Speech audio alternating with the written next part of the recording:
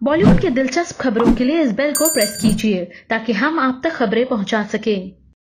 Bollywood actor Rishi Kapoor के नाम कई रिकॉर्ड्स हैं। ये उन चुनिंदा सितारों में से हैं जिनका बॉलीवुड का सफर 50 सालों का रहा। इन 5 दशकों के हर जमाने में इन्होंने वक्त के हिसाब से अपने आप को रोल्स में ढाला। इसलिए इनके अचानक हुए निधन से पूरे देश में गम का माहौल छाया हुआ है।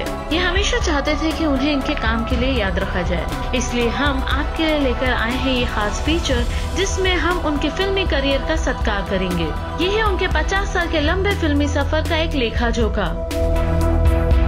अपने करियर की शुरुआत करने से पहले अपने पिता की 1955 में आई फिल्म श्री 420 के मशहूर गाने प्यार हुआ इकरार हुआ में इन्होंने शिरकत की थी, लेकिन एक किरदार को पर्दे पे पहली बार निभाते नजर आए थे 1970 की फिल्म मेरा नाम जोकर में। कम उम्र में इस संगीन रोल को बेहतरीन तरीके से निभाने के लिए उस वक्त इनकी खूब तारीफ की गई थी, लेकिन फिल्म के लीड के तौर पर इनकी पहली फिल्म थी बॉबी। पर क्या आप जानते हैं कि बॉबी के लिए राज कपूर की पहली पसंद ऋषि जी नहीं थे? 2012 के एक इंटरव्यू में ऋषि जी ने इस फिल्म को लेकर किया था एक बड़ा खुलासा। पिता राज कपूर बॉक्स ऑफिस पे बड़ी कमाई के लिए राजेश खन्ना के साथ एक कॉलेज रोमांस पर फिल्म बनाना चाहते थे। वो इस फिल्म से हुए मुनाफे से उनकी पिछली फिल्म मेरा नाम जोकर का नुकसान चुकाना चाहते थे, लेकिन उस वक्त उनके पास राजेश खन्ना की शुल्क देने के लिए कोई पैसे नहीं थे और इस तरीके से ऋषि कपूर और डिम्पल कपाड़िया जैसे नए चेहरों के साथ उन्होंने इस फिल्म को बनाया।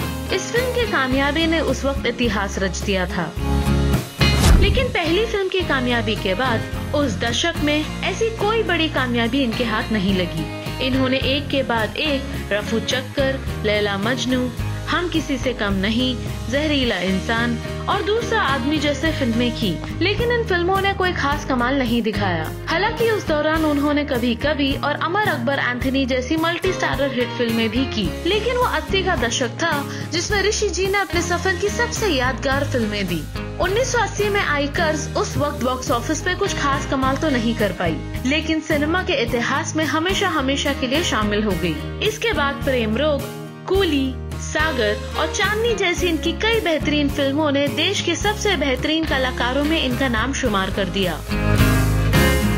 इसके बाद आई इनकी फिल्म हिना की शुरुआत तो इनके पिता राज कपूर ने की थी, लेकिन फिर उनके अचानक हुए देहांत के चलते इस फिल्म के निर्देशन की बागडोर संभाली रणधीर कपूर ने। उस साल ये फिल्म अकेडमी अवार्ड के best foreign language film category में इंडिया की ओर से नामांकित की गई थी।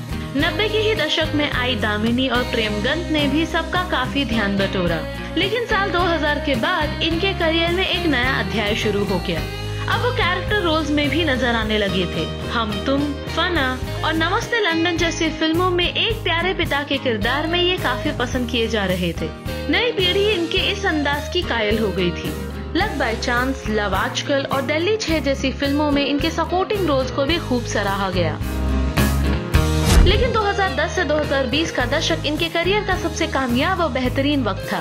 इस दशक में इन्होंने इतने अलग अलग तरह के रोल्स किए कि इनके नए और पुराने फैंस अचंभित होकर रह गए। फिल्म 2 दूनी 4 में ये बने एक घर गृहस्थी संभालने वाले प्रोफेसर, तो पटियाला हाउस में बने एक सख्त पिता, अग्निपथ में बने खूंखार विलन, तो स्टूडेंट ऑफ द ईयर में बने एक गे हेडमास्टर, और फिर जब तक है जा में ये बने एक शायराना आशिक। उस दौरान ऐसा कुछ नहीं था जो ये नहीं कर सकते थे। चश्मे बदूर, बेशरम और शुद्ध देसी रोमांस जैसी फिल्मों में इनके आधुनिक किरदारों ने सबका दिल मोह लिया।